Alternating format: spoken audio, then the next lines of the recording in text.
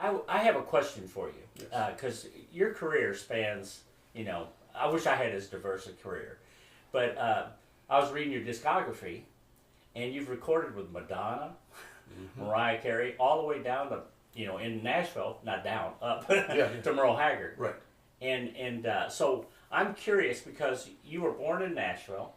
Well, came here when I was 10. Oh, you can't. Oh, okay. Yeah, but Sorry. I mean that qualifies for that's what, third or fourth grade. So yeah. Yeah, I'm the same way. I moved here when I was 17, so this is home. Right. But so you moved to L.A. and so that I assume that was your first goal, is to be a studio player in L.A. and First goal was to be a studio player. That was it. I was as opposed to like a lot of guitar players that they want to be on stage and be rock stars. I got bit early on because my father's is a musician, yes. and I would tag along with him to recording sessions. And so when I was young, I got to witness people like Reggie Young, Billy Sanford, Jimmy Covard, the late Jimmy Covard, amongst Pete Wade. So I thought that was the coolest thing, that these guys could come into a studio and just and be introduced to music and immediately play something that they breathe something kind of into existence. So to me, that was it, and I just thought they were the best of the best. Mm-hmm. And so I was in Nashville going to high school here, and I started to get on my first demo session was 16. Wow. And I thought, that was the end of the world. Yeah. They gave me a little reel tape of it. It's like, and I think I still have that. And then and you got a check, right? I got like $60. Oh, how cool! And so all that it kind of pointed me down that road. Uh-huh. And so in high school, when I was a junior senior, a bunch of my friends went to Belmont College. They had a studio down there. Mm-hmm. It was not university back then. Mark Wright, the famous record producer in Nashville, label head, was one of the guys in school there. And they would, I think before I got my license, they were telling me that they used to pick me up after baseball practice. I don't remember that, but I do remember if my grades were good, I got to go and play late sessions, maybe at midnight, on school nights. And then that led me, I'm trying to be as brief as possible, that led me, I played on some of my first records in Nashville. I was about 19 or 20. And I played with a bass player of note. He had just moved to Nashville, David Hungate. Yes. And he was he said for what you do, he said L.A. is the kind of the mecca as far as what you do. Yeah. That's if you can go there and make it, you've made it. Mm-hmm. And he said, I think you should. And my reading was pretty remedial, but I got encouraged by a bunch of people to go do it. And I gave it a shot, and so packed up when I was about 21 or 22. Boy, that's a brave move. Well, I did. You know what? Now the other side to it that was that Nashville at that point musically didn't really take to somebody who kind of played like I did as far as what I was interested in. Yeah. It was always too many notes. Settle down, kid. And also when you're homegrown, there's a certain, these people saw me tagging along at sessions for my dad, so they saw me as a teenager. I was also a janitor at a studio, so I mean, it's like, it's almost everything kind of conspired for me to have to go make it somewhere else first. Yeah. I don't know that I wouldn't have made it in Nashville. I think I might have made it.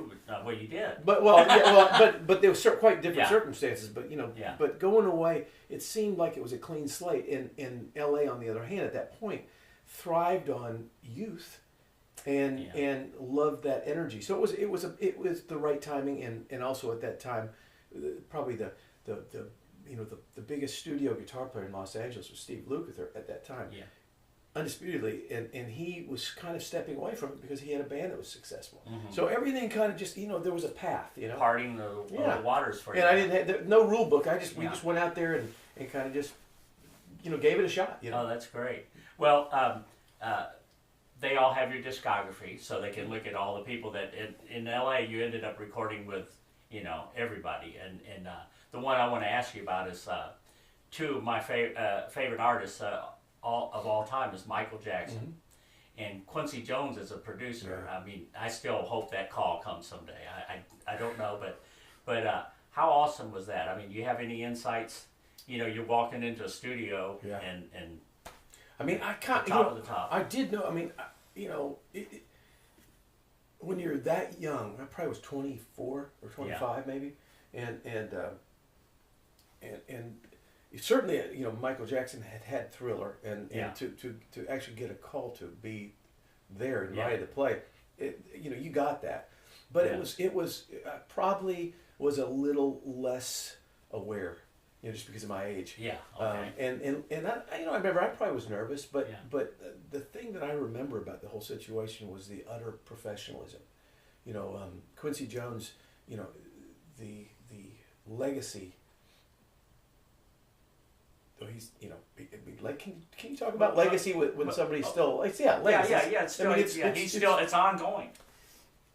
Almost unmatched, unparalleled as far as musicality and what I remember mostly of that whole situation was how professional it was and how relaxed it was.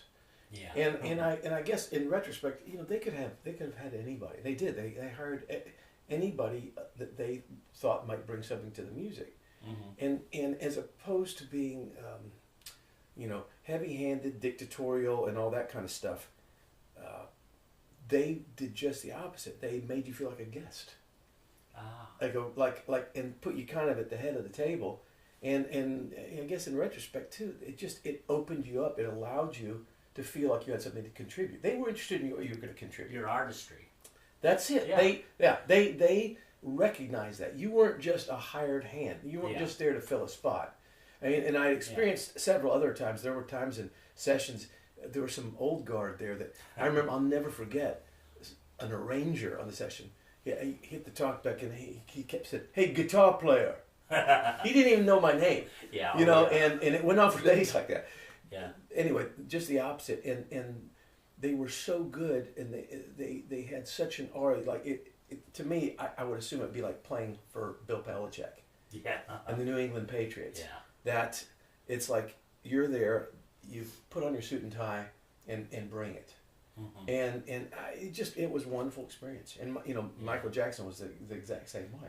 Yeah, I was going to ask you about about Michael, because I've heard that he's very hands-on as far as he knows. He's not, there are a lot of artists that are more about presentation of the lyric and all that, but he actually knows what the bass is doing. He knows what the rhythm, all the complete structure as well. I mean, he could very well just produce himself.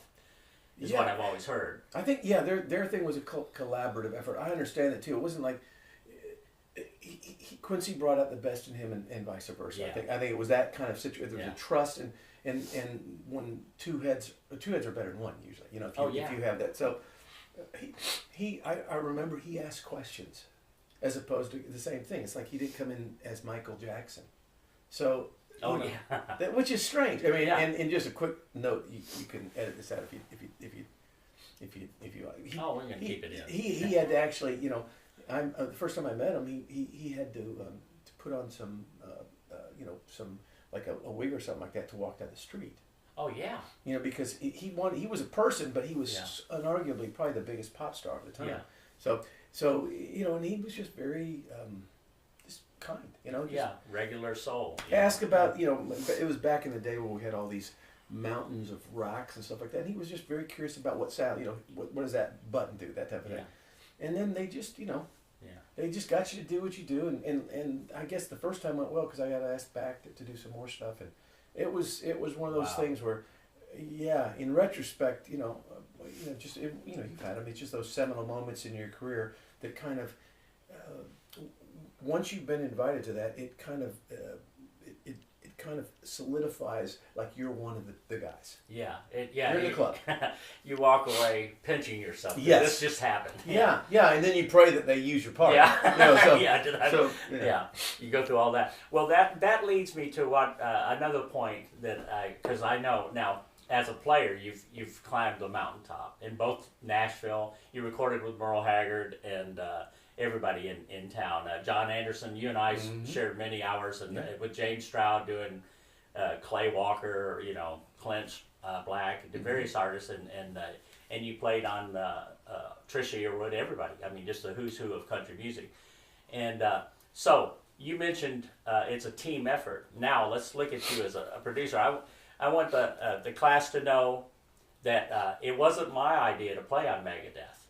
You know, you've always been steel guitar friendly. I've noticed that in all of your productions. But so how does that artist and producer relationship, like how do we get, what's the decision process? Like, how did you decide and talk Megadeth into like, hey, let's put a, band, you didn't get a banjo on there, but you got a steel guitar. Right. Well, to me, I mean, and we've talked about it through the years, I don't necessarily look at the steel guitar as being quintessentially just an instrument for country music. I mean, it's an instrument. And the way you approach it, you're very orchestral minded, and the nuances that there's things you do on a steel, obviously you can't articulate on a guitar. They're coming kind of from the same. They're just coming from the same family, but all the little nuances. There's so many things that take the steel guitar, to an area of almost synthesis for me, which I love. I mean, I probably overuse that a little bit too much, but I love it too. But it works. It worked in rock music, and that was a heavier rock, Yeah. And to me, it works in every style of music. I mean, obviously, tonally, you have to, you understand kind of the soundscape of those things, and you've pushed a lot of those boundaries for the instrument. So and as a producer, I guess you're always kind of, looking for that little thing that somebody goes, what's that? Why is that there? Yeah. And so it all kind of interweaves and makes sense. I mean, certainly, there have been times where, in some of the country music, that it's kind of one of those things. Well, God,